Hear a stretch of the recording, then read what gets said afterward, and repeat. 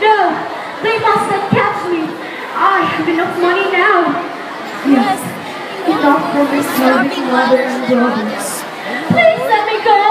Let me go home before you imprison me. Very well. Officers, take me to your headquarters. Good morning, Captain. No, Captain, you are mistaken. I was once a good girl, just like the rest of you here, just like any of your daughters. The time was when I was fair and strong. But we live honestly. We live honestly in love.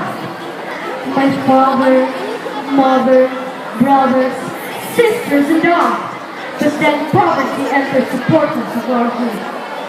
My father became jobless. My mother got ill. The small savings that my mother had kept for our expenses were spent. All for her daily needs and her needed medicine. One night, my father went out, telling us that he will come back in a few minutes with plenty of food and money. But that was the last time I saw him. He went with another woman. If only I could lay my hands on his neck, I would bring it without pain until he begs no more. If you are a master, you'll do it, won't you? What? You will still believe in me?